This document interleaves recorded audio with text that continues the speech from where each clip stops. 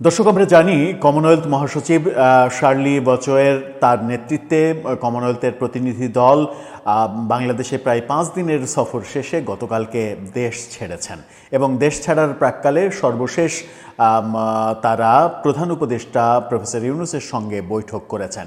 এটা নিয়ে আমরা একাধিক আলোচনা করেছি, কিন্তু মজার ব্যাপার হচ্ছে শার্লি বচোয়ে বাংলাদেশ সফরকে কেন্দ্র করে অনেকগুলো ফেসবুক পোস্ট করেছেন। সেই ফেসবুক পোস্টের দুটো ফেসবুক পোস্ট আমাদের নজর কেড়েছে।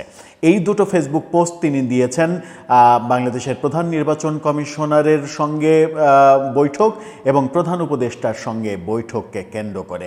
এই দুটো ফেসবুক পোস্টে যেটা আমরা আলোচনা করার চেষ্টা করেছিলাম এর আগে, যে কমনওয়েলথ বাংলাদেশে ইনক্লুসিভ নির্বাচনের জন্য সরকারকে চাপ দিচ্ছে, এরকম মানে বিভিন্ন সূত্র থেকে শোনা যাচ্ছে। যদিও বাংলাদেশ সরকারের প্রেস উইং থেকে যে খবরটা গণমাধ্যমে দেয়া হয়েছে সেখানে এই ধরনের কোনো কথা বলা হয়নি কিংবা এই ধরনের কোনো কথার অস্তিত্ব স্বীকার করা হয়নি।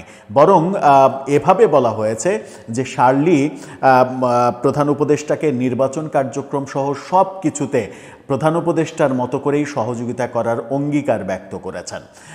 ব্যাপারটা যে ভুল, ব্যাপারটা যে সঠিক নিউজ না, সেটা শার্লি বচোয়ের ফেসবুক পোস্টে যদি আপনি খেয়াল করেন তাহলে বুঝতে পারবেন।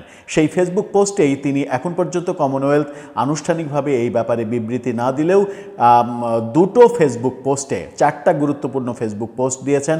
একটা প্রধান উপদেষ্টার সঙ্গে, অন্য 3টা প্রধান নির্বাচন কমিশনার, পররাষ্ট্র উপদেষ্টা এবং আইন উপদেষ্টার সঙ্গে। প্রধান নির্বাচন কমিশনার এবং প্রধান উপদেষ্টার সঙ্গে যে 2টা পোস্ট দিয়েছেন সেখানে মানে শার্লি বচোয়ে স্পষ্ট করে বলেছেন যে তিনি ইনক্লুসিভ নির্বাচন দেখতে চান বাংলাদেশের সমস্ত জনগণের অংশগ্রহণে নির্বাচন দেখতে চান এবং সেই অংশগ্রহণমূলক নির্বাচনে কমনওয়েলথ সহযোগিতা করবে এমনটা বলেছেন। তাহলে কি বাংলাদেশ সরকারের প্রেস উইং থেকে ভুলভাল খবর গণমাধ্যমকে দেয়া হলো, যেটা আমরা শার্লি বচোয়ের ফেসবুক পোস্টে অন্যরকম তার অভিব্যক্তি দেখছি? কি বললেন তিনি ফেসবুক পোস্টে? চলুন একটু দেখে নেওয়া যাক এই ভিডিওতে। থাকবেন পলিটিক্স টিভির নিয়মিত আয়োজনে।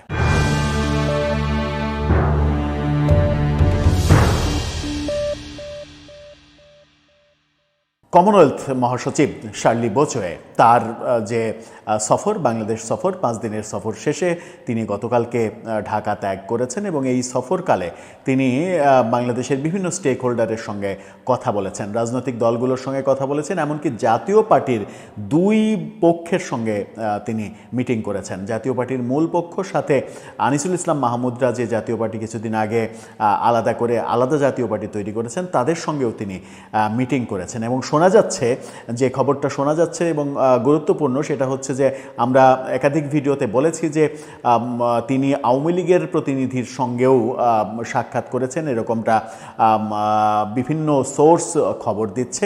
এবং এখন শোনা যাচ্ছে যে তিনি অনলাইনে আওয়ামী লীগের প্রতিনিধি হিসেবে বেছে নিয়েছিলেন সাবেক প্রধানমন্ত্রী শেখ হাসিনা পুত্র সজীব ওয়াজেদ জয়কে।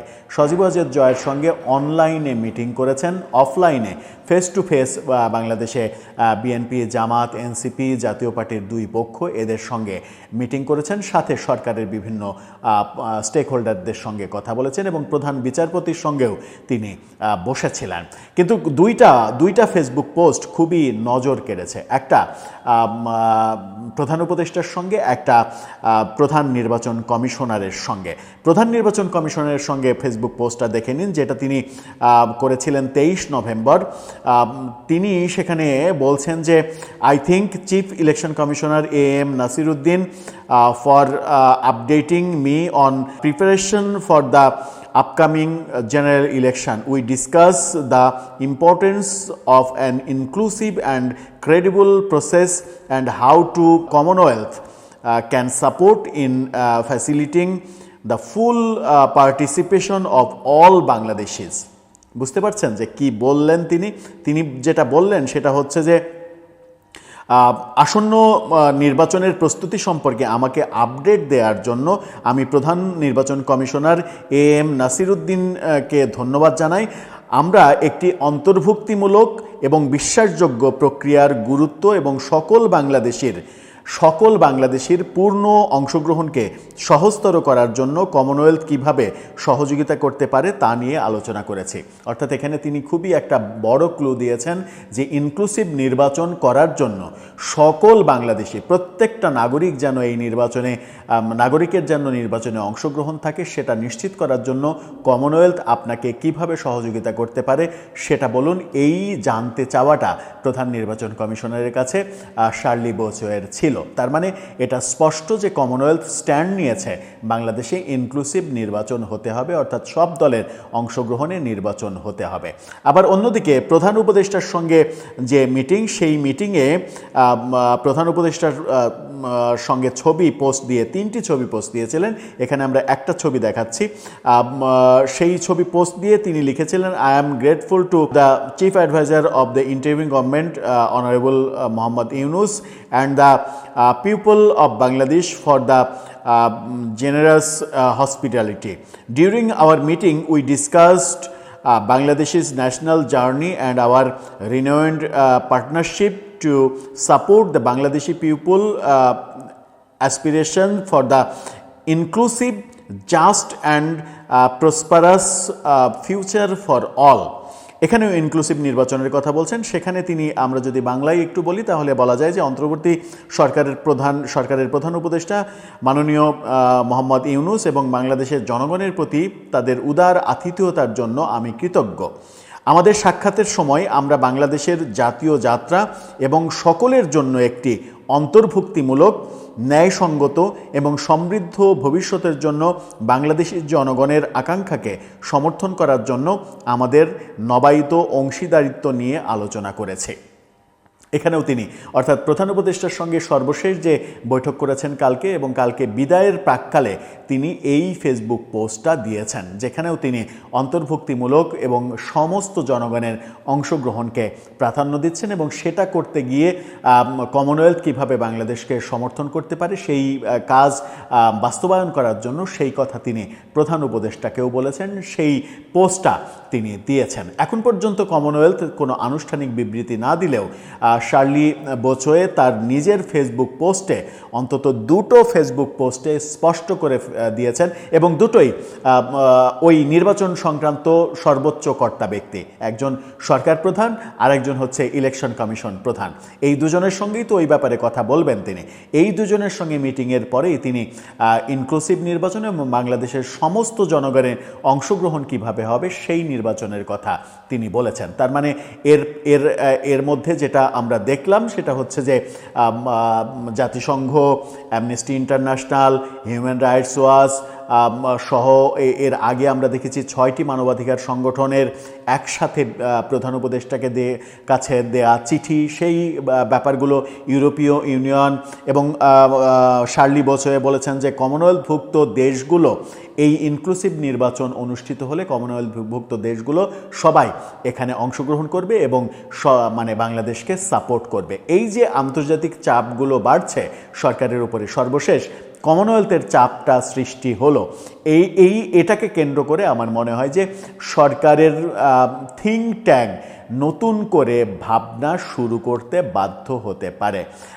সেটা করবে তারা, নতুন করে ভাবনা শুরু করবে, মানে ইনক্লুসিভ নির্বাচন কিভাবে প্রতিষ্ঠিত করা যায় সেই প্রক্রিয়ায় সরকার যাবে, নাকি সরকার এক ধরনের গোঁ ধরে কমনওয়েলথ কি বলল, জাতিসংঘ কি বলল, এগুলো থোড়াই কেয়ার, এগুলো ভাবার টাইম নাই, আমরা আমাদের মতো করে নির্বাচন করব, নির্বাচনটা পার করে পরবর্তী সরকারের কাছে ক্ষমতা দিয়েই তো আমরা চলে যাব, আমাদের আর কিছু যায় আসে না, পরবর্তী সরকার বুঝবে এর মজাটা কি।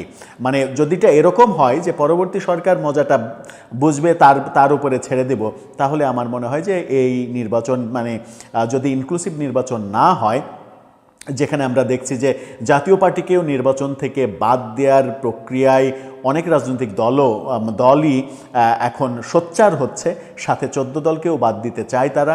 সরকার তো 32টা নিবন্ধিত দলকে আগেই বাদ দিয়েছে, সাইড বেঞ্চে বসিয়ে দিয়েছে যে তাদেরকে দরকার নেই, বাংলাদেশ গঠনে তাদের অংশগ্রহণ, তাদের মতামত দরকার নেই। যে 20-22টা দলকে নিবন্ধিত দলকে নিয়ে তারা এক ধরনের সংসদ তৈরি করার চেষ্টা করেছে, সেই 20-22টা দলের মধ্যে আদতে বিএনপি এবং জামাত ছাড়া কোনো দলেরই কোনো মানে জনসমর্থন কিংবা ভোট কিংবা সারা দেশে প্রতিনিধি কিছুই নেই।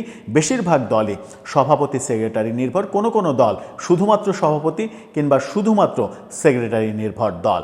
এই যে অবস্থাগুলো তৈরি হচ্ছে, তার মানে এই গতকালকেই একটা টক শোতে আমরা দেখলাম যে ইদানিং টক শোতে বেশ জনপ্রিয় মুখ মানে আইনজীবী ব্যারিস্টার আবু হেনা রাজ্জাকী, তিনি বলছেন যে যদি আওয়ামী লীগকে আপনি বাদ দেন, নির্বাচনের ক্ষেত্রে যদি আওয়ামী লীগকে বাদ দেন, তাহলে আপনি 60% জনগণকে নিয়ে খেলাধুলা করতে চাইছেন। 60% জনগণের মধ্যেও আবার এই 60% জনগণই রাজনীতির মানে আপনাদের সমর্থক না, মানে রাজনীতির সমর্থক না, এখান থেকেও হয়তো 20% বাদ যাবে। তার মানে হচ্ছে যে আপনারা কথায় কথায় যে জনগণের কথা বলছেন, জনগণটা কোথায়?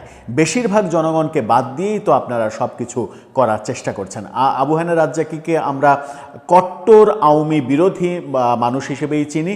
তার মুখ থেকে যখন সরকারের এই ধরনের সমালোচনা আসে এবং বর্তমান ঐক্য প্রক্রিয়াকে এভাবে ব্যবচ্ছেদ করার চেষ্টা করেন, তখন আমার মনে হয় যে এই ব্যক্তিগুলোর মানে সমালোচনাগুলো অন্তত কানে নেওয়া উচিত। কারণ আবু হেনা রাজ্জাকীর মতো আইনজীবীরা মূলত এখনকার দৃষ্টিকোণ থেকে কথা বলেন না।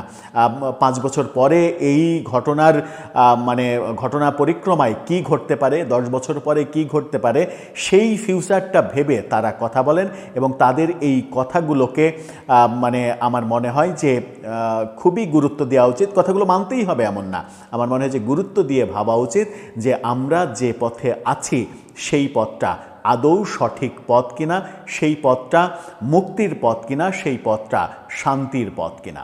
দর্শক, আপনার কি মনে হয় কমনওয়েলথ মহাসচিবের এই স্ট্যান্ড সরকারকে কি নতুন করে বিব্রতকর পরিস্থিতিতে ফেলে দেবে?